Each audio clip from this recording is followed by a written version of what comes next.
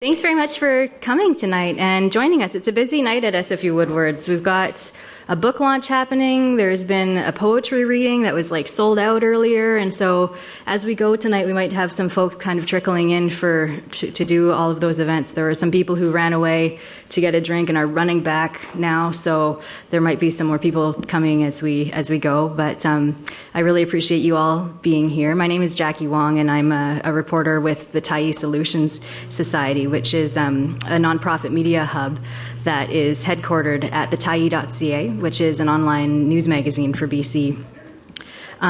This year I've been working under the direction of David Beers, who's the founding editor of the Tyee, and he's just coming in right now. I think that some of you might have met him when you came through the door. And I've been working to explore affordable housing challenges and solutions for Greater Vancouver and BC. And this project has been supported by a group called the Real Estate Foundation of British Columbia. I've also been working with a housing reporter named David Ball, who unfortunately couldn't be here tonight because his car broke down on the Sunshine Coast, but we'll be hearing more from him as he writes some upcoming series on housing in Falls Creek South, and as I'll be continuing to write more articles about housing solutions around BC through the rest of this year and into January. And I've been also working with Tyee Solutions Society editor Chris Wood, who lives in Mexico but sends his support from far away. So it's been a huge honor for me to work on this reporting project, but as you can imagine, it's also been a pretty daunting task because we're never short of housing challenges in this town, and in the frantic rush to plug the holes of what often feels like a rapidly sinking ship, it's easy to lose ourselves. It's easy to get lost in the jungle of debates about development cost levies and floor space ratios and zoning bylaws and built form and community amenity contributions. And it's also really easy to assume that home ownership and not renting is the ultimate goal of everybody living in the city. So amidst all of that, it's easy also to forget that housing is about a lot more than the ups and downs of the real estate market or about how much money certain people have or don't have. And amidst all of this, it's easy to forget that housing is very much about home, and it's about the way that people live. And to improve the quality of housing in the city is to improve the quality of people's lives and their ability to contribute meaningfully to society. So in my view, society is a collective project that requires work from all of us, and to improve housing access and housing safety and security and housing affordability is to make social change and hopefully also improve society. So in putting together tonight's event, I wanted to begin by closely looking at how people live in the city, because more than half of the households in Vancouver are renter households, and yet it often feels as though renters are second-class citizens, and I think that many of us would agree that it's time to turn that around. And so I'm thrilled to be in the company of a really remarkable group of people who rent their homes in Vancouver, and they're going to share some stories about how they live and the challenges they face. And then following their stories, we're going to hear some responses from a panel of people whose professional lives intersect with housing and equality work. But before I begin, I'd like to acknowledge that this event is taking place on unceded Indigenous land belonging to the Coast Salish peoples. And I'd also like to thank the Real Estate Foundation of British Columbia for their support in making this night possible and also this whole year of housing reporting possible. So now I'd like to invite Scott Ulrich to the stage to say a few words. Scott is the Vice Chair of the Real Estate Foundation of BC's Board of Governors. So welcome, Scott.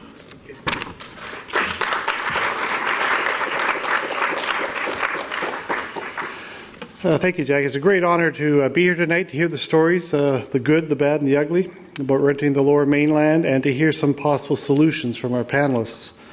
Affordable housing is a challenging subject, and I'm very much looking forward to learning a thing or two here tonight. As Jackie mentioned, the Real Estate Foundation of BC helped this event and the larger initiative that it is part of. This year included a full year's worth of solution-focused reporting on affordable housing. The Real Estate Foundation does two basic things. We make grants to nonprofits to advance sustainable land use in British Columbia, and we connect with people to share information. They share with us, we share with them, on land use and real estate issues to help influence change. From our point of view, sustainable land use includes affordable housing. If it's not affordable, it's definitely not sustainable. So the question, why did we grant to the Tyee Solutions Society? There's a few reasons. First of all, for their investigative reporting, the practical research they've done, and the public engagement, the education on affordable housing issues. For the research to seek out innovative housing approaches that have been successful in British Columbia, and affordable housing strategies and policies from across North America that might work here. And for the potential that strong investigative reporting, storytelling, conversation have to influence change, helping us as communities and a society figure out how to mobilize industry experts, policymakers, politicians, and the community to make the housing market work for more people. As a foundation, we're interested in the projects that contribute to more effective laws, programs, policies, and financial tools to meet the wide range of housing needs across the province. When our cities and neighbourhoods don't have a mix of housing options that are affordable to a wide range of people, the diversity of our communities is compromised. Lack of affordable market housing options puts pressure on social housing, and homelessness tends to increase. Young people who support the creative and service economies leave and move to inexpensive areas. This is a pattern that fuels urban sprawl. It is not a helpful pattern, which is why the Tyee Solutions Society's project is so important. Shedding light on the issues and exploring solutions is a constructive and worthwhile use of everyone's time and energy. There are actually a few of us here from the Real Estate Foundation, and I ask you guys to wave. And we're all happy to be part of this event, closing a year of affordable housing reporting to the Tyee Solutions Society. I thank you for your interest in the issues tonight, and I very much look forward to the conversation that's going to happen, and thank you.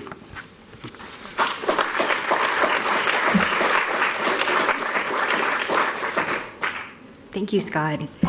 So our first storyteller of the evening is Joe Thompson, and I'm about to scoot over there to give you this clicker. No, you want me to use it? Yes. So Joe earns an income right now as a Hope and Shadows calendar vendor. He's also a photographer, and he works in website development. His writing has appeared in Voices of the Street, which is Megaphone Magazine's annual literary journal, in Extra West, and also in Megaphone, which is a street paper in Vancouver. He's worked in restaurants and in banks in various stages of his life. He traveled through the United States in the late 70s and then hitchhiked back across Canada to Vancouver, which is the city that he calls home. And Joe also says that he's learned to walk maybe a dozen times in his life. When he was a kid, he lived at the Little Mountain Housing Project, and he now lives in an affordable rental unit in the Citygate complex near Science World. He moved there on Canada Day 1992 after spending 3 years in the Ford building at Main and Hastings. So please welcome Joe Thompson.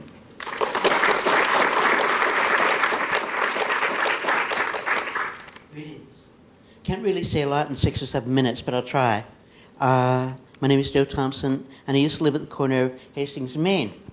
I'm a bit of a photographer, and here's a shot of the corner with the Ford building centered and the Carnegie to the left. Wet pavement, nice light, quite beautiful. Oh, back up. There we go. The Ford turns, excuse me. While the corner and the neighborhood have a notorious reputation in some circles for crime, drugs, and poverty, it wasn't that way for me. Moving into the Ford, I was getting out of a difficult situation elsewhere and used my few years there, cleaning up some of my life and building better. It was a haven for me. Next shot. The Ford turns 101 years old this year. The Carnegie, by the way, is 110. The early downtown office structure was mostly vacant when it was converted to housing in the late 70s. Most of the 76 apartments are studios, small. Mine was about 330 square feet with a cubbyhole kitchen and bathroom, but 12-foot ceilings and large windows let it feel more spacious. Much better than an SRO, but much less than usual. This shot is from a nearby rooftop, showing the Ford in the midst of the downtown east side, with the harbor, mountains, and more surrounding. It can be easy to forget the downtown east side location is sometimes glorious. This third shot of the Ford is a telephoto from a distance, with a rainbow coming in for a landing on the rooftop. If anyone could do with a rainbow's end load of luck, it could be the folks at the corner of Hastings and Main. My time there went well. I got better and moved on. I remember I'd been on wait lists for better housing for years from 2 places before the Ford and became assertive in finding better. Among many things, just a shower was not a good fit for me. I needed a bath. I learned there was an affordable housing component being built at the Citygate development going in nearby, and emphatically applied for it and was accepted some 6 months before the building was ready for occupancy. From one rainbow to another. Here's a rainbow shot of Citygate. And a pot of gold in the blaze of light on Van City. The complex covers 2.5 large blocks. The 11 buildings contain 1,228 apartments, mostly condos, Van City's headquarters, and some storefronts along Main Street. It is a very high-density development. And in negotiations with the city, one of the trade-offs for density was 20% affordable housing. While I'm a beneficiary of that plan, I'm sorry to report that the achievement fell far short of the goal. Lots of people don't know there is an affordable housing component to Citygate. They're camouflaged as condos. The snow shot? Here we go. Here's the building I live in, caught on a snowy day. A lower rise tucked among the condo towers. It's the nicest home I've ever had, though I could be a better housekeeper. As the complex built out, the goalposts shifted. A plan for about 1,000 apartments with about 200 affordable housing rental units had another condo tower added. Then, more than half of the rentals became market and even high market rentals. The affordable housing component shifted from 20% to 14% to 8.79%. It is a significant achievement. I have a beautiful home, and getting anything is a whole lot better than nothing, but it is a grievous failure in the assertion of social equity. The policy was put in place because rich folk moving in on poor folk should acknowledge the disparity and generate some accommodation. Seems the developer avoided, finessed, or tricked a way out of an obligation. And the people who now occupy the complex are unaware of the backstory. A wide shot of Citygate, this panorama, yeah, that was it. It's actually one of my favorite shots of the neighborhood. I brightened the tone a bit and brought out the texture of the clouds in the background. It's a beautiful place to call home. And the blaze on Van City reflects a setting sun on a spinning world. We dance amidst stars. I'm reminded of a quote from Anne Frank. In spite of everything, I still believe that people are really good at heart. A final image from a chamber in the neighborhood, the spiral staircase in the Carnegie Community Center. It has a lovely simplicity. You can't see the skylight from the outside. It can be a surprise. The curve is more than a reminder of the chambered nautilus. The spiral compels a thought to DNA, the language of life on this planet, and all my relations. We are family, by more than genetics, by more than understanding, by more than metabolizing oxygen. May I relate to you a story? Here. Thank you.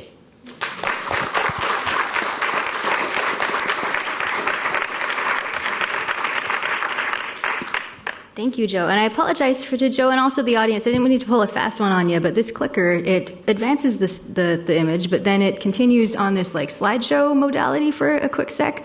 So I have to flip back. But so I hope that maybe that can change, perhaps with the front of house staff, or if you can tell me how to do that. But otherwise, if it continues to happen, I'm not trying to like advance the story in a weird way. But onward, our next storyteller is Holly Cruz. And Holly lives in southeast Vancouver with her husband and her 2 young children, who are 4 and 7 years old. Holly runs a public glassblowing cooperative in Strathcona, which some of you might see during the Eastside Culture Crawl coming up. She also works as a graphic designer. Her husband works as a computer programmer for a local startup. And Holly and her family were evicted for renovations in 2010. She has struggled to find a suitable, affordable home for her family in the city, but she's committed to continuing to rent in Vancouver because she wants her kids to grow up in an urban environment. Please welcome Holly Cruz.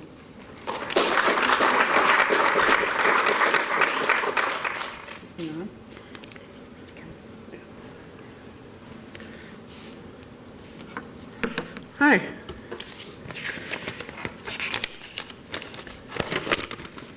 I'll just read this from the paper.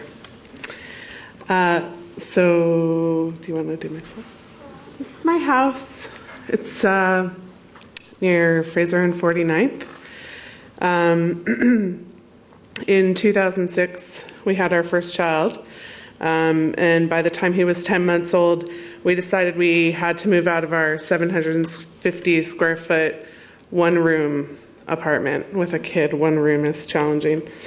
Through word of mouth, we found a cute little house in South Van.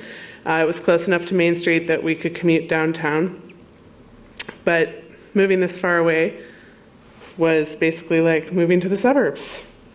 Our landlords were nice, but they were going to move to California, so we were left to take care of the house. And after living there for 3 years, they decided to sell the house, but I didn't find out about this directly. They started doing little repairs around the house.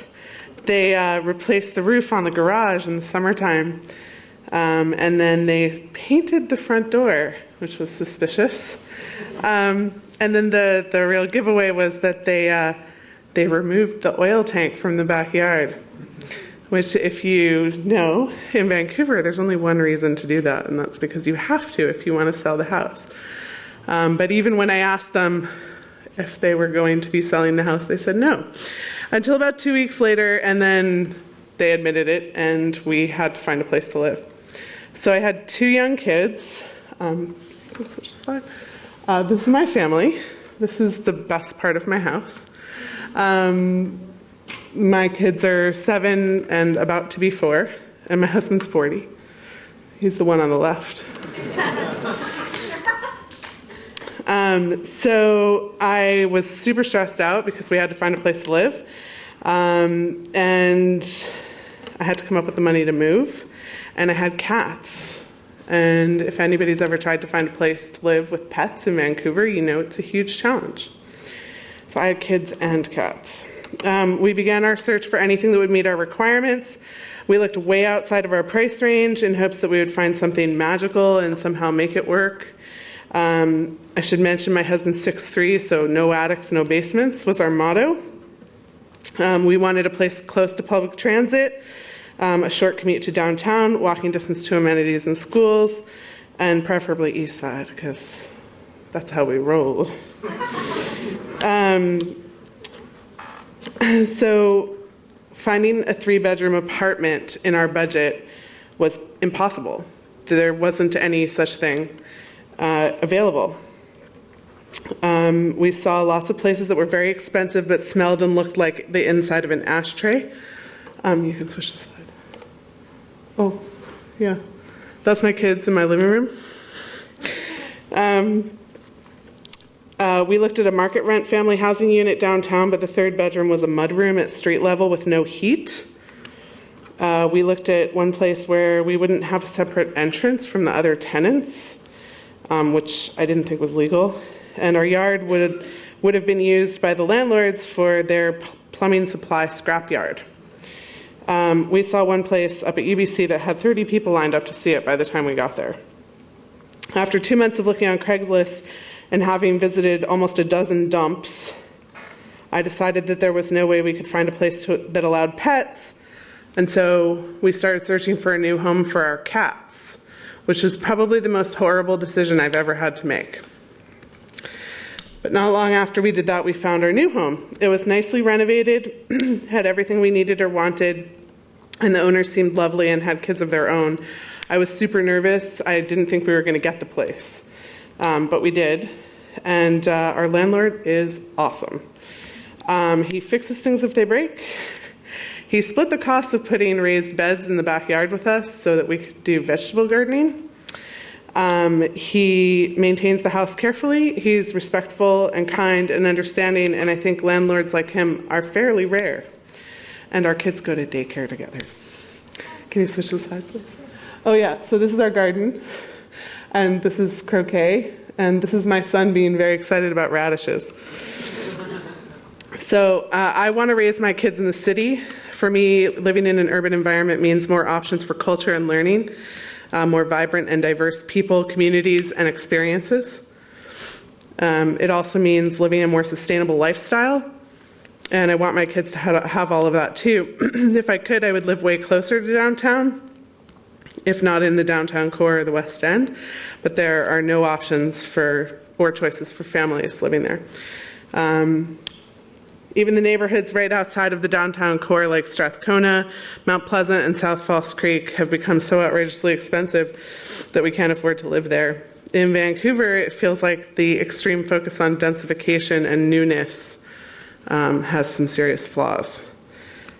And it's hindering the building and sustaining of diverse communities. I feel a little like the damage has already been done. And how is it possible to turn the tide now? But that's why I'm here, because I thought it was important. Oh, and there's maybe one more slide. Cucumbers and daydreaming. And I think there might be one more. That's it. Thank you. Thank you, Holly. Our next storyteller is Jocelyn Wagner.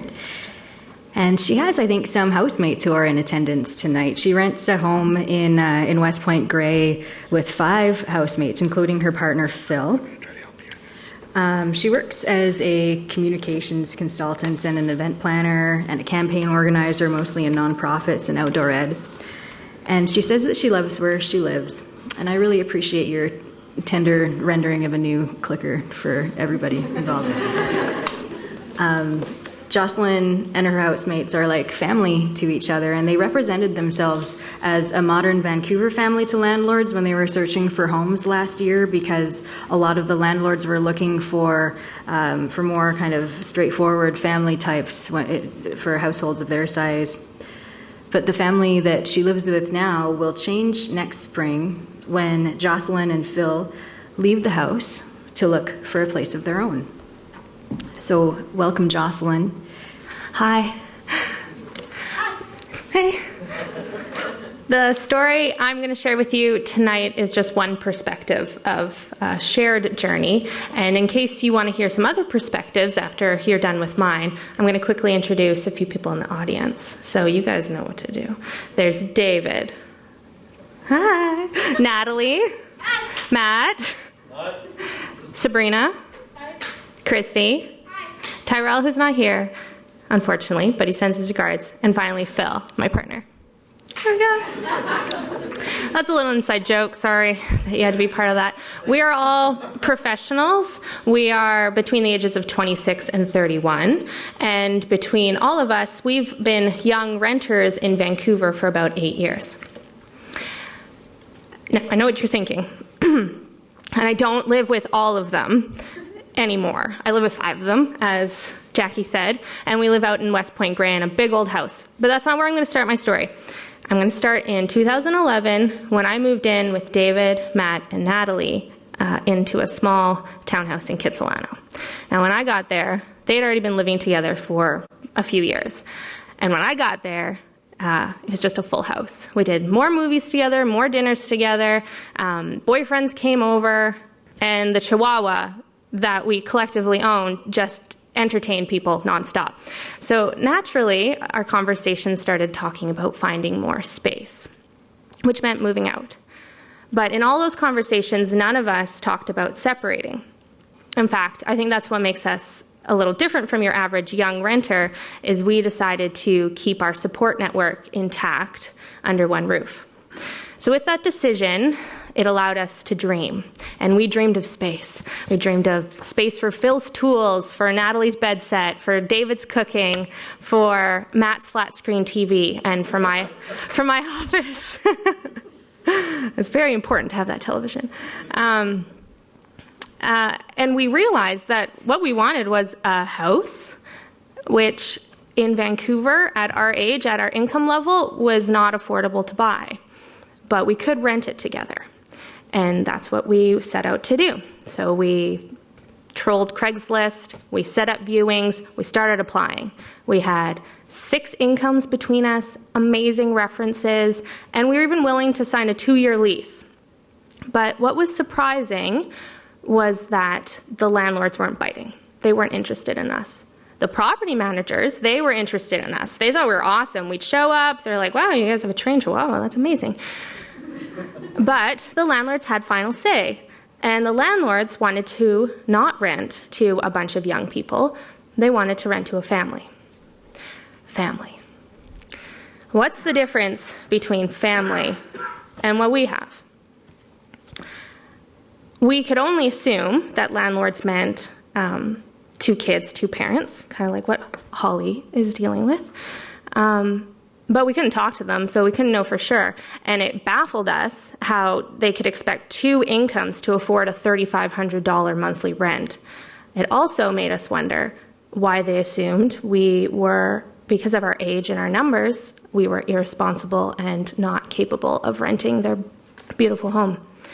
So we were a little discouraged. And we had about 3, maybe 2.5 weeks to find a place, and I think silently we were considering that splitting up was our only option. But Natalie and I had a fight in us, and we didn't want to give up. After a night of feeling frustrated, I knocked on her door. Her bedroom was next to mine at that time, still is. And I said, Natalie, this is my idea. I got to pitch you an idea. She's a PR specialist, so I thought, if anyone can say go, it's her. I said, Nat, we are the modern Vancouver family, and we're going to launch a social media campaign to get to the hearts of landlords and convince them that we are the family that they want to rent to. She said, okay, Jocelyn, let's do it. Go ahead. Our first blog post was titled, Are You Our Next Landlord? And we included photos of ourselves, bios, our credentials, even anecdotes from neighbors. We asked our friends to share on every social media platform they had, email, Facebook, Twitter, to spread the word. Within 24 hours, we had the attention of local media, and Natalie and I went on CKNW radio and were interviewed by Bill Good himself. After that interview, we had 4 rental offers, but they're all in Abbotsford or Burnaby, which was wonderful, but our jobs and our social lives are rooted in Vancouver, so we had to politely decline and cross our fingers that something would come up. And it did. It came through a friend of a friend of a friend of a family, email, opportunity to view a 7-bedroom place with a yard, with a veranda, with a shed. Yeah, it was more west than it was ideal, but we were going to meet the landlord face to face. Couldn't turn it down. So we put on our Sunday best, and we borrowed the neighbor's van, put the trained chihuahua in his carrier, and showed up with a blank check. We were ready to woo her, and we did. She loved us, and we got the place. So in June 2012, we moved in to our beautiful 7-bedroom home. And in July 2012, we celebrated on Canada Day, which is what we're doing right there. In May this year, we re-signed the lease, so we're in our 2nd year now. And looking back, that makes me want to say one thing, which is the first year took a story, but the 2nd year took open and honest communication with everyone in the house. And I think that's what a family really is. It's recognizing that you're part of something bigger than yourself, and acknowledging that the hard things in your life, like careers and money, dreams and fears, actually impact other people. And I think landlords know this. It's just hard to see that when you get an email from a property manager listing off SIN numbers and job references and ages. So if I can hope for anything in Vancouver and Generation Rent, it's that landlords care more about their tenants, because it could do a lot to turn the city into a community. Next one. Anyways, back to my family. Aren't they awesome? We've changed, just as life does, and 2 of our original housemates have moved out. But we're very fortunate that they still come and hang out with us. They're here tonight. And we have 2 new housemates who share our values. And together we play, we travel, we cook, and we celebrate together, which I think is the next slide. Making turkey dinner. Next year, the lease will again come up. And as Jackie pointed out, we all have an option to move out. Phil and I are ready, I guess, to expand our biological family, if you know what I mean. And the question still looms whether we actually have to move out to do that. I'm not here to answer that tonight, but I'm here to tell you that my family is excited about that. And it's a daily basis that Natalie says to me, "Will you please just have a baby?" It's amazing to feel that kind of love. And on the evenings, like last night, when we gather around the TV or the fire and we're just talking about whatever or about hard stuff, I get a little sad. Because we worked really hard for this, and one day it might end. You can go to the next one. Oh, that's Phil and I. You can go to the next one. So to cut through the sadness, to acknowledge it, I remind myself that it's because of this that there'll be more aunts and uncles to love my future children than if DNA had everything to do with family. I remind myself that in the future, we're all going to get together and we're going to laugh and celebrate how we challenged the housing status quo of Vancouver and we won the house we wanted. And I remind myself that one day this rental house won't be ours, but the family will still be ours.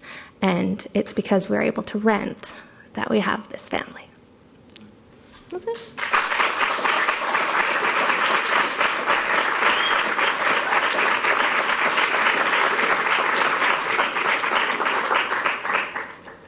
Thank you so much, Jocelyn.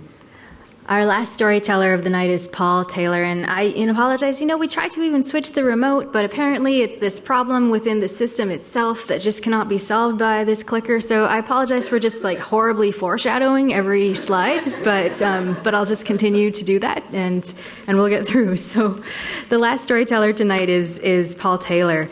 Paul works as the executive director of the Gordon Neighborhood House in the West End, and he's also the former executive director of the Downtown East Side Neighborhood House.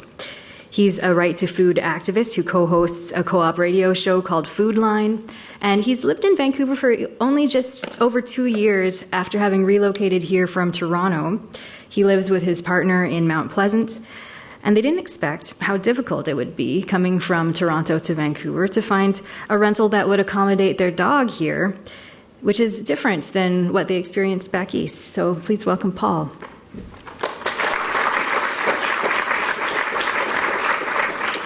Right. Thanks. My first experiences and interactions with housing, or that really got me thinking, go back to living in Toronto. So before doing some work here, I ran a homeless youth shelter in Toronto. Before that, I was a high school teacher. And I remember the first day that I started working at the youth shelter and being horrified at what people thought street-involved youth were entitled to. We also had a very archaic funding model. It was this per diem funding model, which meant we received more funds to do our work based on the amount of heads we had in beds. So to me, I found that quite befuddling. I was more interested in why people were having to access housing at a shelter, and looking at challenging some of those systemic pieces. So eventually I moved on from the shelter and decided to move to Vancouver. I met my wonderful partner, Gabriel, who I live with, along with our dog, Dudul Tala. And if you ask me afterwards, I'll tell you what Dudul Tala means. I won't say it up here, but it's a Farsi word. We live at in Mount Pleasant at Quebec and 16th. I love our apartment. One of the things that's really important to us is having a space to be able to entertain and have our friends over and cook food. So that's really neat. We've got a space for a table that we can host in. We have, or have had in the past, Sunday night dinners where we invite a bunch of friends over for a bit of a potluck and celebrate together. The precarious situation that we find ourselves in now is actually we were a little bit impulsive, and with my mother we went on a road trip to just outside of Seattle and ended up coming home with our little Chihuahua, Doodle Tala. Not really thinking about, being from Ontario where it's a little bit different, didn't really think about the fact that our building wasn't pet friendly. In talking to some of our neighbors, we've realized that other dogs and cats have lived in the building, but we've also learned that people have been evicted as a result. One person in particular was evicted as a result of having a dog. So we now feel this sense of housing insecurity, constantly worried and scurrying out with our dog for peas and everything else, and then scurrying back, kind of opening the door and peering outside to make sure that none of our neighbors are around. We decided that we'd start a bit of a hunt, trying to find a place in Vancouver that is pet-friendly. And as Holly suggested, that is just about impossible. Even on walks, we live in Mount Pleasant, so there are tons of signs, vacant. We would call every single one. We've got a cute little dog. He's very small. He's not very loud. No pets. Look, searching through ads on Craigslist. No pets. We found it really, really difficult. Some places demand a pet deposit, which really struck me because I think it ends up posing another barrier to folks who are trying to access a housing, a pet deposit that's above and beyond the security deposit that's often needed. And I contrast that to living in Toronto or Ontario, where you cannot be evicted for having a pet. It's not possible. I'm really lucky to be employed at a job that allows me to feel confident about being able to cover, that we're able to cover our rent. We pay $950 a month. I remember when we first went to see the place, and our landlord said that it was the rent was $950. We kind of looked at each other and felt like we had just won the lottery and quickly signed. But I also realized that there are lots of folks, many of our friends and neighbors, who struggle and have to make hard choices, particularly around having to choose between accessing the food that they need and being able to pay for their housing costs. I've had a lot of conversations with quite a few of my friends who live on social assistance. Single individuals, the maximum that a single individual on social assistance can receive is $610. $375 of those dollars are often paid directly to a landlord. When I heard that, I was absolutely stunned. When I get paid, no one says to me, well, let's take a chunk of your paycheck and we'll pay it directly to your landlord. So I think that completely alarmed me. And I think also it's unrealistic in a city like Vancouver to find a place for $375. That's the shelter allowance of a welfare check. I remember when I first moved here, I had no idea how much housing would be in Vancouver, so I did a bit of a Google search, and I saw a stat that CMHC had put out, the Canadian Mortgage and Housing Corporation, that said the average one-bedroom in Vancouver was $910. And when I think about some of my friends and neighbors who are on social assistance who have $375 to pay towards their housing, I can't believe the incredible challenge that people or choices that people are forced to make in terms of having to decide between food and a place to live. Gabriel Dudultala and I consider ourselves very lucky, but we are constantly living in fear and worry that with one loud bark, that might be our last day in our apartment. So, thank you.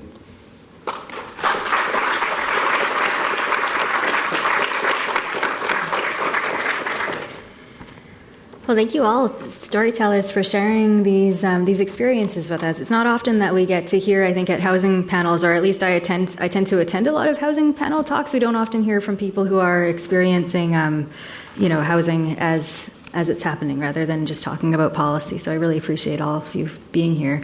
We're going to now move on to some reflections from the panelists who are joining us here tonight. And I'm just going to quickly introduce them. And I'm going to ask the House staff to actually change your projector slide to just the general static slide that we had from earlier this evening. I think that it's on a different set of PowerPoint materials.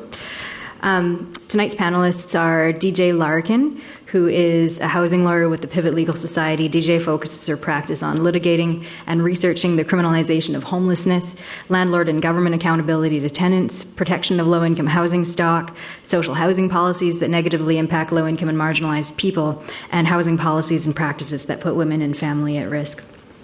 Also with us tonight is Karen Ferguson, who is the director of the Urban Studies program at Simon Fraser University. Karen says what motivates her in her research and teaching is to better understand the roots of urban inequality and the struggles for justice in our city.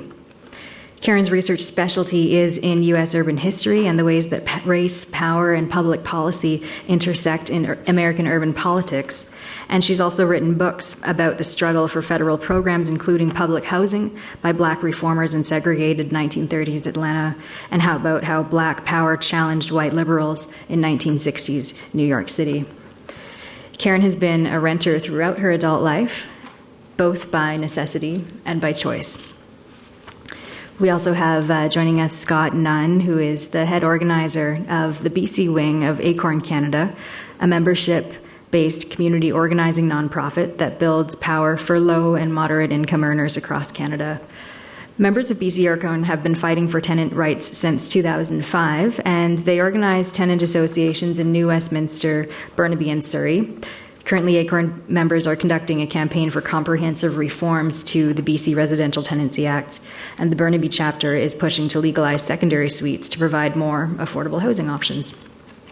And lastly, we have Alvin Singh, who has been an urban planning, housing, and public education and policy advocate for over a decade.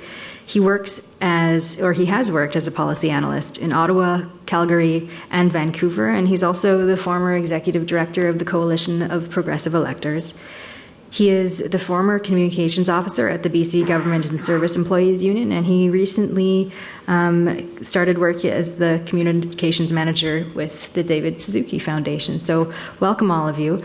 The first question that I have for you all is I was wondering if you would be able to, each of you, reflect briefly on the presentations that you've just seen, if you could maybe provide just a quick 1-minute response to some of the kind of key takeaways that you've been seeing from the 4 presentations tonight, and you can decide who would like to start. And I'll just try to find the appropriate slide on this system of fun. So. Sure. First of all, thank you everybody for coming, and for you, Jackie, for helping to organize this with your team. And to all the people that presented fantastic stories and photos. And my personal reflection from it is it's a great way for all of us to see, to put a face, and in some cases multiple faces on these stories and the challenges that renters face. For me, all of you have faced rental challenges. A lot of us have faced rental challenges, other people outside of this room. And to see these faces and to hear these stories, these are the people that the city is losing. A lot of you have succeeded in finding places to live and have been able to stay. But people just like you have been forced to leave the city. And just by looking at your photos and your stories, you're such incredible people. But so many people just like you have had to leave the city. And these are experiences and people and talents and stories that we have lost. And I don't know if we'll get them back. And so that's what I take away from your stories.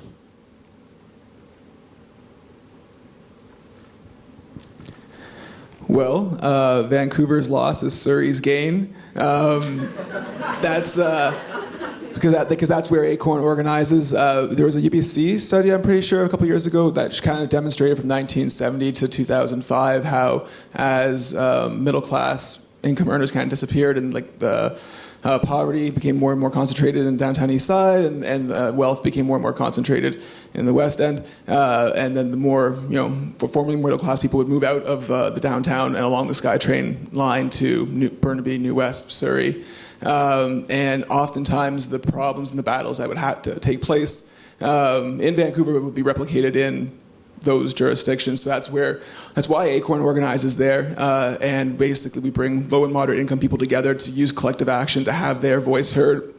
And housing has been a very big issue that's come up over and over again. And so when I hear Joe or Jocelyn, Paul, Holly all tell their stories, I really see the overlap of what our members are going through and what they're fighting about. What is affordable housing, trying to get the city to actually stick at that 20% level rather than kind of let it whittle down and not have to take on that responsibility, whether it be the precarious housing that people face. A lot of our members, a third of our members are on disability, which is $906 a month. Oftentimes, landlords will allow people on disability to come in because they know they have that guaranteed government check, but then they don't, it's a guaranteed government check, so they don't actually have to do anything to fix anything in the person's apartment or anything like that. And then the people who are on disability, they don't really know if they're going to get into another spot, so they don't really want to raise a fuss and don't really want to, push back, right? Jocelyn, can a family of two really actually afford a $3,500 rent? Things aren't really affordable. Holly, the pets, the rent eviction. One of our members, Sue Caldered, and had fought an epic battle along with DJ's Pivot organization against the Sahodas, which are the worst slumlords in BC, it seems like, to maintain some low rental housing there. But unfortunately, everyone was eventually mass evicted just before the election. So really what I take away from all these stories is that this isn't a Vancouver story. This is really a whole BC story. And I hope that we can then, tie that thread all together, and so we actually see when people are getting rent evicted in Surrey, that's the same thing that's happening in Vancouver, and we all need to stand up together. So.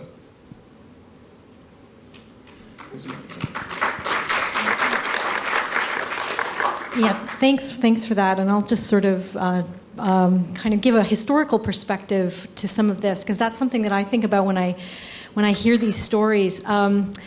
What living in Vancouver reminds me more than anything right now is the period of the first decades of the 20th century, right before the Great Depression, when there was and afterwards, when there was a tremendous amount of inequality, levels of which we're reaching again today, and also insecurity in housing and other ways, and it was also and so it's a terrible time to live in, this inequality and insecurity. But it was also back in the 20s and 30s and 40s a time of tremendous creativity, because people really came together, everyone from industrial philanthropists to left-wing movements to trade unions to ordinary citizens in citizen unions like Acorn, the predecessors to Acorn, to find solutions. And I hear tonight a lot of individual stories of creativity and assertiveness,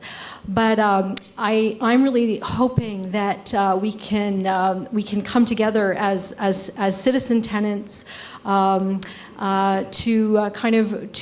sort of come up with some of these solutions, because I think it's getting to a point of so much inequality, so much insecurity for people that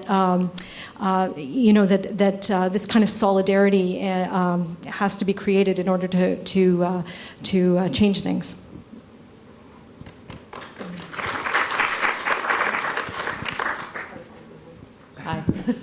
Hi. I'm glad I got to go last. Thank you for letting me sort of hear what everyone else had to say. I'll keep my reflections brief, but what was really striking is this overall sense that everyone has felt the crush. They've felt the crush of, nobody will take me. I can't afford it. I have to give something up. It's not going to be okay. And it seems like every renter has felt that at some point, whether it's having who your family is judged, whether it's making a choice around risking having a pet or having to give that pet up. And I empathize there. My 80-pound lab, despite having references, is unwanted. He's like dog non grata, like everywhere. But one thing that really struck me was, Joe, how beautifully you crystallized the incredible importance of stable housing at that moment in your life when you have that unique opportunity to take some time to stabilize your life, to turn things around. Having housing at that exact moment that you can count on means more than anything. And having it in a community where you know people, where you can go to the megaphone office, or where you have access to the people that you love and know. From the people that I work with, I believe that's life-saving. And thank you for bringing that perspective, because when we all talk about feeling that crush, we just have to realize that just because we're feeling that crush doesn't mean we can step on somebody else. And to that end, I will echo the sentiments of every single person on this panel. Vancouver desperately needs a unified and very, very strong renter's voice.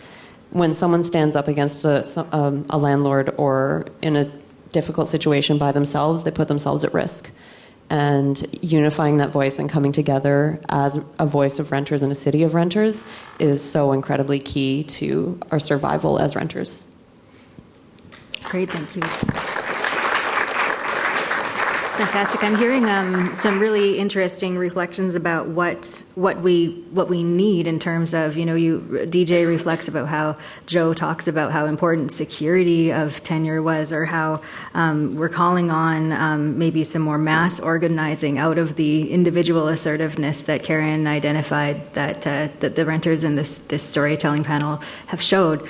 And I was wondering if maybe just two panelists this time could respond to the question about, we kind of hear from these stories about what renters are wanting, but what do the stories say about what it is to live in Vancouver right now? What are some of the most kind of pressing questions that could be potentially investigated now to improve the lives of people who are renting?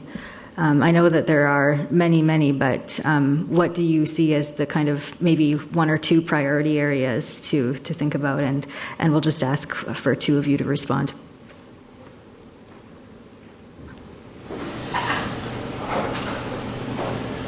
One thought comes to mind is that there's very little fresh rental properties being built. The developing community seems to be fixated on condos. And they've got to put in stir programs to get developers to squeeze in a few rentals into a new development. And I think that one of the reasons why prices are so high is it's basic economics, supply-demand. There isn't enough stock in the marketplace to bring the prices down. So I'm actually pro-density and pro-rental development. And so those are a couple of thoughts that come to mind. Thanks. And Alvin wanted to respond to that too. Yeah, just quickly, I agree with what Joe you just said. One of the things, though, that I find challenging is we do need more stock. We do need more purpose-built rental. People that have expressed their challenges renting people's homes from landlords that own homes, you're in a tenuous position simply because at any point you could be evicted if the family decides to come back into their home. That's the way the Tenancy Act is written provincially.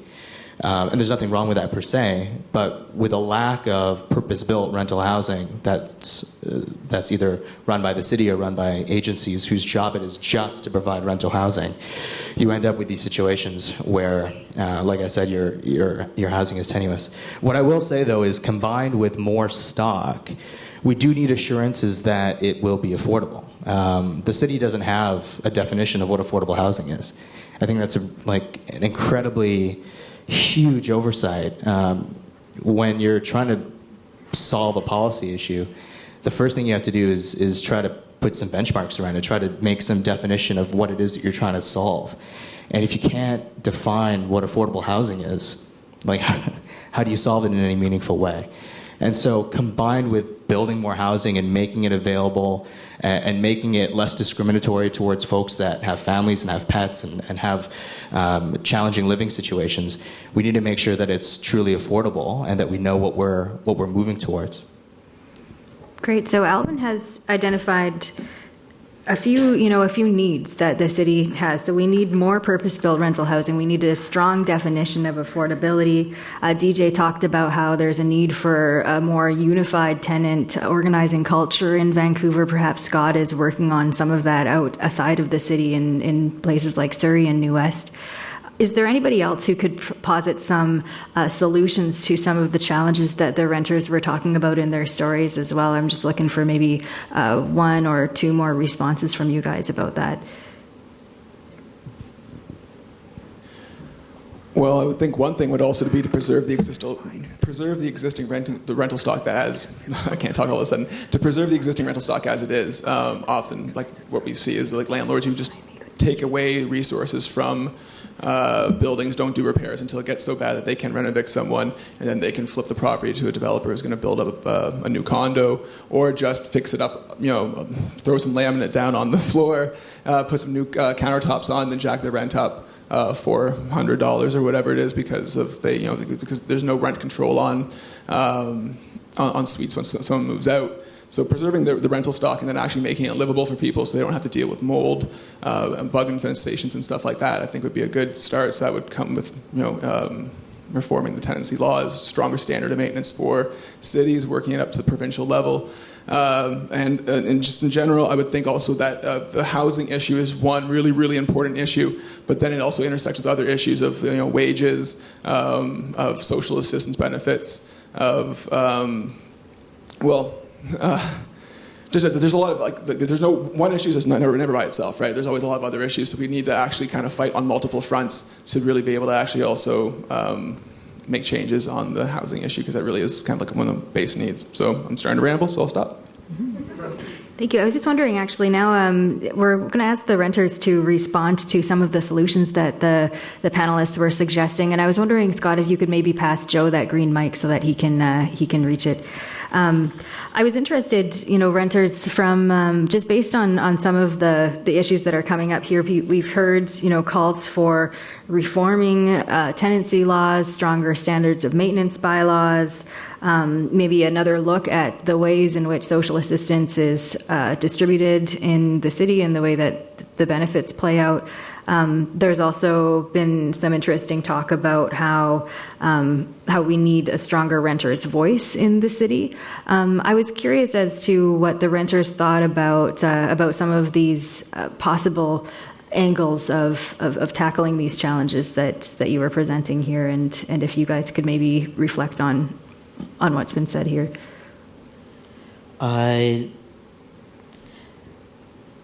Generating a renter's voice means generating a community that can come together and discuss and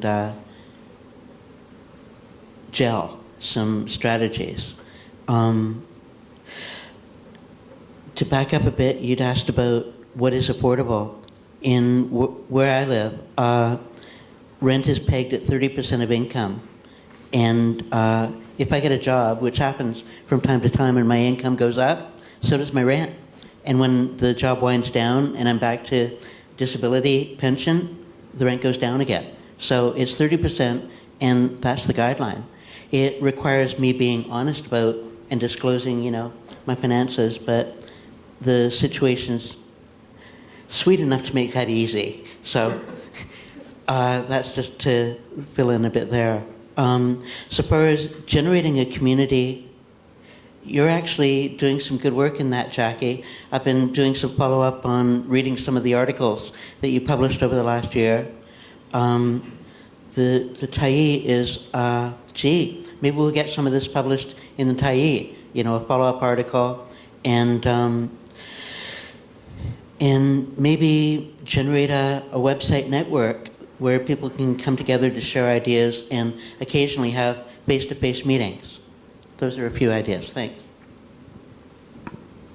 Any other renters? Would Paul like to start? Sure. I think this is on. The only other thing that I would add is I love the solutions that some of the panelists were proposing, and I would also add, again, I'm really interested in the systemic change that causes people to have to access things like affordable housing and some of those pieces. But I would say we also need a living wage in this city. I think it's one of the most expensive cities that certainly I've ever lived in, and I think a living wage is key. Jocelyn R Holly, would you like to respond? I think all of those solutions were very thoughtful, and I think it's hard as a citizen to know how to be involved in your community. A lot of the people who are here tonight take a very active role in their communities and get involved and do things. But in general, people don't know what is available to them.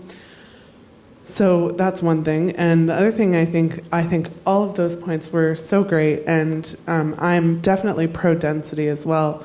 But we have one kind of density in Vancouver. And for me personally, having a variety of density is so much, is key to making my life and family life in Vancouver easier.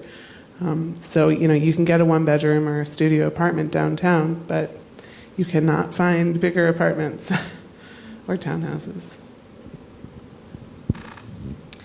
I'll just add to the creating a community or a unified voice.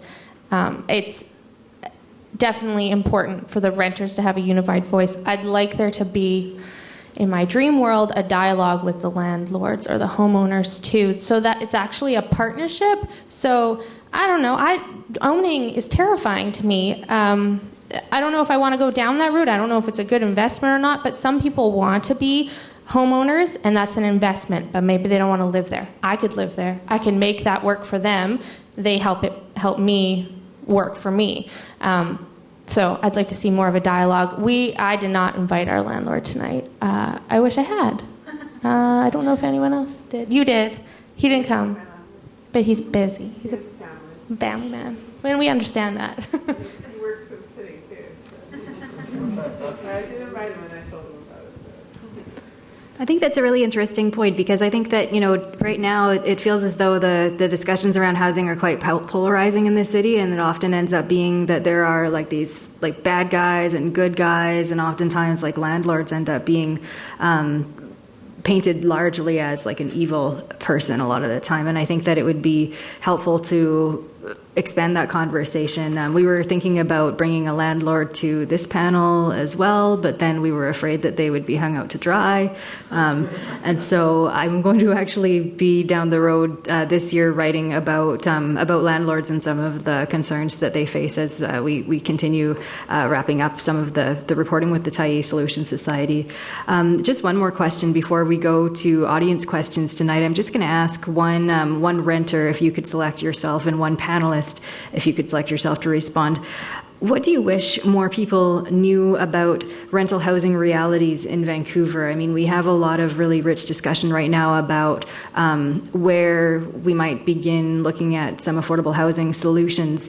But at the same time, I think that one of the reasons for this discussion is that renters tend to be largely marginalized in public discourse. They're not often given a voice to speak about their issues, and they're often too kind of treated as second-class citizens or people who are just living in transition instead of living in kind of a long-term renting situation. So I was wondering if maybe we could begin with one of the renter storytellers, if you could talk to us about what you wish more people knew about what it is to be a renter here in the city. I'll say something. Mm-hmm. So Holly. I wouldn't say that. Well, first of all, one of the things I didn't get to say in my discussion was that there's definitely a stigma that comes with being a renter. When I'm the PAC chair at my kids' school, and when I tell people that I rent, the look in their eyes is it's kind of half pity and half surprise, and it can make you feel pretty bad about not owning a home in Vancouver. But I would never pay that much for a house. I mean, it's crazy. It's crazy. So I'm okay with that. I'm comfortable with that. And I think a lot of renters are comfortable with renting. But, I think of, I'm a renter. It's dirty or something like that, But anyway, I think that, some of us are actually think it's a smart choice to rent. And so I wish more people knew that.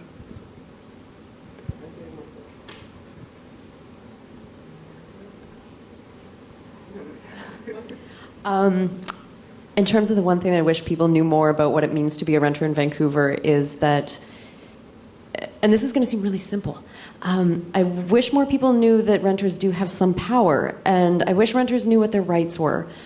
It's incredible how many people come to me on a daily basis, friends, colleagues even, and say, I didn't know I could do that. I didn't know I couldn't do that. I didn't know I could get evicted for that. I didn't know my landlord had to fix that. People bring us rental agreements where someone has just written on it, tenancy law doesn't apply to you. And people think that that's okay, that they could just have their rights taken away. And it is based on this notion of renter versus owner being a power imbalance. And I'm not saying that it's like that between all landlords and renters, but there is that sense in the city. And I just really wish that renters knew that you actually do have quite a bit of power. You do have rights, and you can't avoid, they can't be avoided despite what you may be told. And I wish that the renters would really grasp that power and speak out for themselves a little bit more. Thank you very much. I mean, thinking about some of what's been raised here, there's obviously much more discussion to be had, but I was wondering if any of you in the audience had questions specifically for either the panelists or the renters. I think that Jeff Meggs had his hand up there, and we have a wireless mic that Heeman is going to run up to him.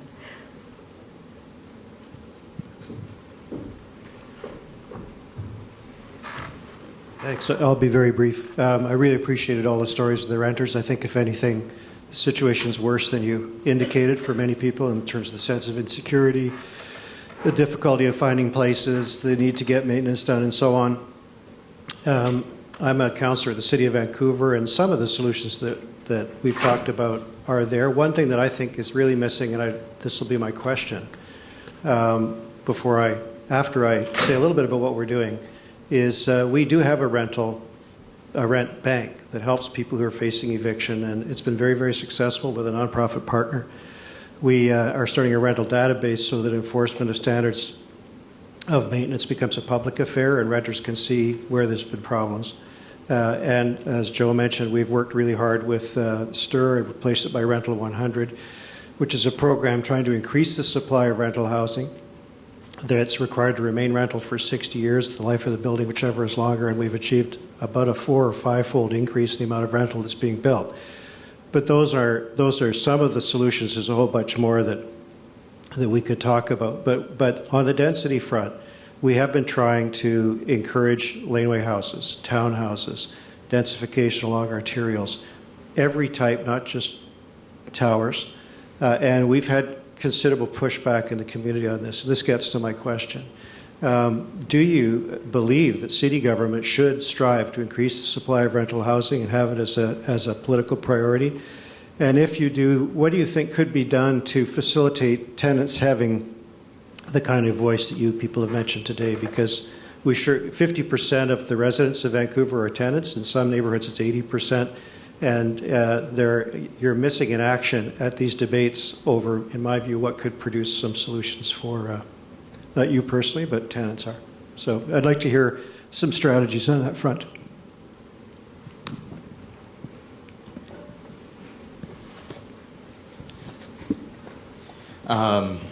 Thank you, Jeff. It's nice to see you. I'll start with your question about laneway housing and other forms of housing that have been rolled out by the city and other forms of densification other than towers. Like I said earlier, I think that increasing rental stock overall is a very, very good idea. I think the more rental stock we have overall, generally speaking, is a good thing, and it means more supply will reduce costs in some ways. One of the things, though, to keep in mind is that without a city-based definition of what affordable housing is, and a way for the city to be able to mandate where affordable housing is going, who operates it, who gets to live there, what their housing income, what their incomes are, some form of means testing, something like that. All you're doing is adding more units into a market that is extraordinarily skewed in the first place. So laneway housing is a great example of that. I love the idea of laneway housing. If you've ever tried to rent a laneway house, you'll quickly discover that the rent in most cases is far more expensive than a market rental condo in Yaletown. And for most people, most of the people that we're talking about here, and the people that we're trying to aim affordable housing towards, that's not affordable. Joe, you mentioned the 30% housing affordability, 30% of your income. That's generally a benchmark that people use. It's a widely accepted international benchmark for housing affordability, and some co-ops and other organizations use that. Yours obviously does. But it's not a City of Vancouver policy. It's not something that guides the city. And I think that's a gigantic oversight. And so sure, I mean... I do take issue with that. Okay, I would love for you to explain it then, because from everything I understand, we don't have that definition. Well, we've concluded. I mean, it's a really important point, and obviously it would be foolish to just go out there and say, well, any housing qualifies. That's not the position we've taken. But in the Affordable Housing Task Force, we've decided that it's got to be affordable to a range of people up to a family income of $80,000.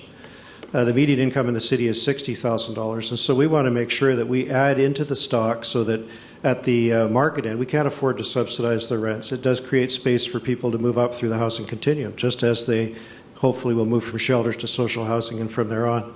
So there's a band of affordability, and that's the struggle we're in, is to try to increase the stock of rental housing.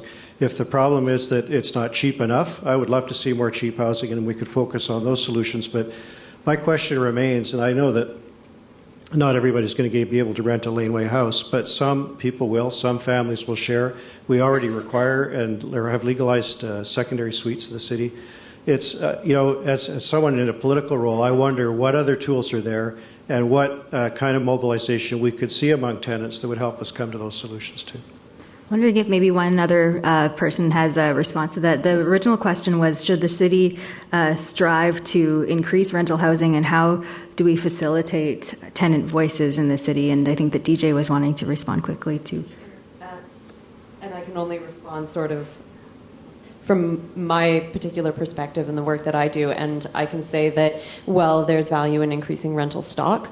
If it's done well, existing stock is not maintained. We're still losing too much housing, and unfortunately a lot of the housing that's being lost is that which is still at the very bottom end of affordability, and the rental that you're speaking of does not replace that rental housing. It doesn't replace those SROs that are renting already for someone who's making $610 a month and spending $425 to $450 of that on rent. It doesn't replace that stock. So if you're talking about creating more rental housing, it can't be at the expense of continuing to insist very, very stridently on maintenance within those buildings. And I have a few ideas that we can talk about. And if you want to increase the tenant's voice within that, I would be, again, happy to bring you some tenants. And we can have a conversation about that. I think there is definitely a need for a spectrum of rental housing, especially so that it decreases the crush on the people who are truly find themselves most marginalized in their housing. But it really won't make a difference unless the city fundamentally commits absolutely to protecting that lowest income housing. If the pressure keeps moving down, it doesn't matter how much rental stock we have in the city, communities won't be stable or successful. We'd like to also invite other people to ask questions. We have just a bit of time. We're wondering if this person in the scarf here could maybe ask. Yes, thank you very much. And I am myself new to Vancouver and learning about the very strange situation of renting here. And I find it surprising that for a city that brags or prides itself on being so green and so livable and the best city in the world, you've got such issues in terms of affordability and livability. And a few people talked about the issue of renting stock and not enough apartments. And yet I've heard some very striking statistics around the number of apartments that are empty in places like Cole Harbour. So I guess there owned by investors or people who live elsewhere, and they're empty for maybe 50, 60, 80% of the time. And I'm just curious to hear from the panelists, perhaps Karen, maybe you've worked on this issue, or someone else. How about maybe levying a vacancy tax? So if you don't live in your apartment, you pay a higher tax for it, and then maybe that money can be used to find more, to build more vacancy for low income, for example. This is one of many, many, many ideas that I would put forward, having lived in places like Amsterdam and Germany and other places that have come up with interesting solutions to a lot of these kind of issues. Thank you.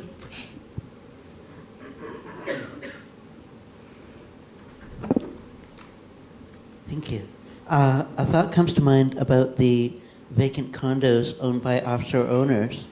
I don't know that our city has any guidelines around it, but I know that other jurisdictions, I think Australia and other countries, they actually set up laws that these assets either they pay a higher tax or they get utilized by the people there. In other words, they don't just sit dormant empty. In other words, globally, other people have looked at that issue and come up with strategies for addressing it, and that may be worth doing a bit of research about. Thought I'd mention it. And I think the question was directed at Karen as well, Well, I'm actually not sure about this. This is not something that I'm familiar with, so I don't know if there's another panelist or maybe Andy Yan back there can tell us something about that. But yeah, so. Well, Andy Yan is a researcher with Bingtom Architects, and he's here tonight in the audience. He's actually done research on questions around empty condos and whether they indeed are vacant as they were. You did some work here. So I was wondering, actually, Andy, if you wouldn't mind maybe sharing some perspectives about empty condos and just right there. And some of the work that you were doing, the question was about whether there should be maybe a vacancy tax for empty condo owners. And maybe if you could maybe briefly describe the study that you did a few years ago and maybe your perspectives on how that may or may not be feasible. In 3 minutes, right? Just maybe 2 minutes or 2 1 minutes. minute. All right. Yeah. Well, I think our study really involved really looking at a kind of empirical type of evidence-based type of exploration of the issue of empty condos in the city of Vancouver, and I think our basis was looking at electricity bills as well as also other kinds of metrics towards empty condos and how condominiums were being consumed in downtown Vancouver. And a lot of our research initially actually showed it bounces around to about 10% as being empty at any one time. And it, of course, differs from various neighborhoods to neighborhoods. And then I think one of our kind of more interesting studies comes to the fact that about 50 to 60% of downtown condominiums tend to be investor-owned. That is, they are not owned, they are not occupied by their owners. But then at the same time, you have to recognize how much that stock now presents itself as rental housing. It may not necessarily be the most affordable type of rental housing, but it still forms a part of the stock. And I think a lot of this deals with how much Vancouver's rental, and indeed I think the British Columbia housing market has changed over the last 20, 30 years, that we have, I think, a very different type of rental arrangements, ownership, development types of arrangements that have vastly changed since from the 1980s, and that how difficult our own regulatory types of environments have kind of evolved not to engage that. So, I mean, certainly discussions about global capital certainly comes into play, but then also I think the understanding of what about folks who are investing on the micro level, that you have a retiree investing in a condo and renting that building, that what are those types of relationships for and protections not only for renters, but then also for these smaller micro landlords. And I think that this kind of brings into a really important set of conversations of how to city build, that we have actually grown this kind of really neat hardware, but it's the software that we're, I think, really facing as a major challenge.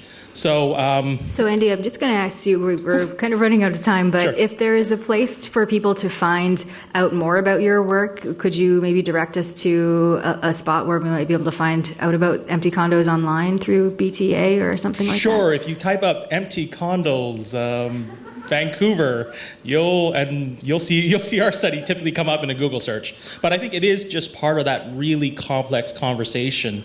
I think talking about housing in the city of Vancouver and also just in the Great Metro Vancouver itself. And I think that it presents the kind of challenges that I think we need to deal with and actively engage with, not only on a local level, because I mean it is actually fairly unfair to dump it all onto city council, but then also to engage it on a provincial level.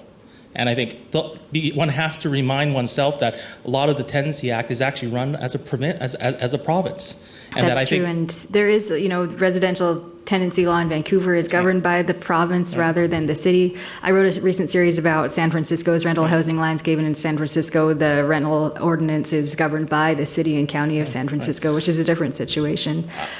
We actually just have time for one more question because we are kind of tight on this venue tonight, but maybe we could hear, thank you, by the way, Andy, very much for your insights. If we could just hear from this woman in the purple sweater, or here, blue sweater, sorry.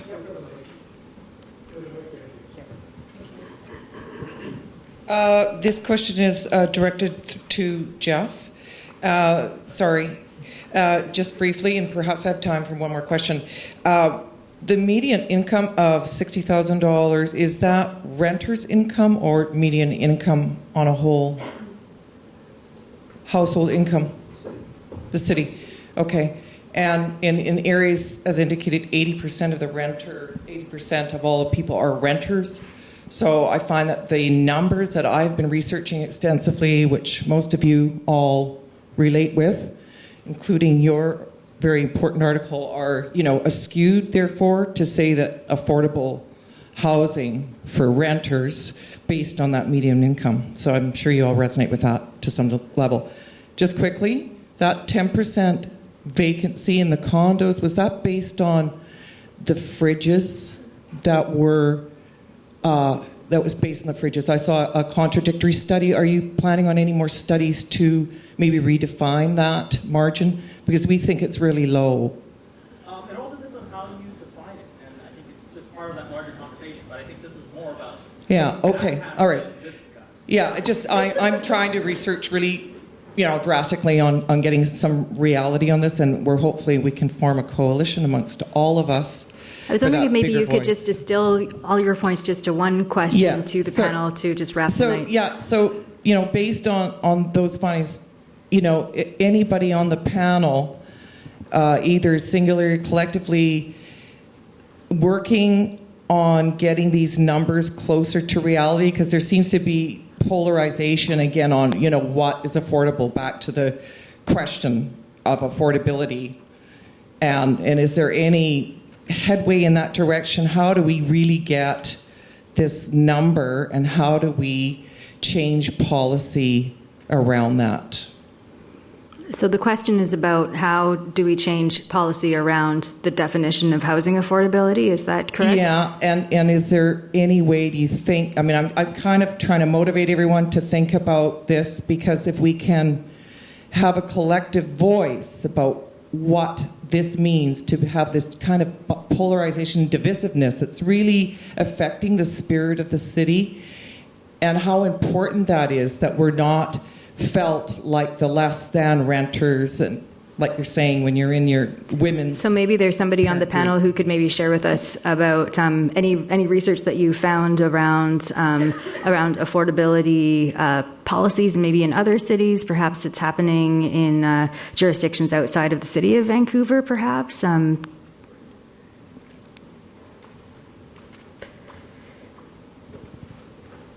Well, at Acorn, we don't really necessarily do policy that much. Our membership is made of low and moderate income people who come together, and they use their personal experiences to actually kind of formulate kind of what they want to see change, and then they put collective action into action. So we just met with the Assistant Deputy Minister of Housing and the Executive Director of the Resident Tenancy Branch, and they had a lot of really deep policy things they wanted to throw out there. They also really wanted to say that it was actually all the city's responsibility and not really much of theirs. So I think really before we get too bogged down in the morass of numbers and get lost in all that sort of stuff and finger pointing and this and that, really what ultimately needs to happen is that we need to actually, Mr. Meggs said that the tenants are missing in action in this debate to a certain degree. We need to make it so that a politician, a city councillor can't say that with a straight face, because the more that we put the pressure on political actors, whether it be provincially or municipally, the more and more we're actually get some action. I'm a big shill for Acorn, obviously. We passed the standard maintenance bylaw in Surrey with Surrey First, Diane Watt's council, who's not friendly to low-income people, but we forced them to pass something that makes it so you get your landlord fined between $200 to $10,000 a day, depending on what the issue is. I'm sorry, Brian? Paul, I'm sorry, Paul. Paul mentioned living wages. In New Westminster, we passed the first living wage policy in Canada, and that's been replicated in Esquimalt as well. So it's just more or less whatever the issue is and whatever the specific policy demand is, it really just needs to be collective action and actually coming together in community meetings and actually putting in the day in, day out work of actually making the changes. So don't get too lost in the numbers, I think, is kind of a big thing. Mm-hmm.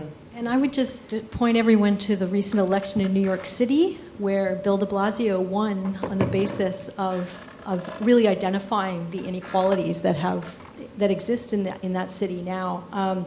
I actually would say that there's an absence of that acknowledgement in our political culture, and that needs to be acknowledged. And I think that a politician who acknowledges that will get a lot of support.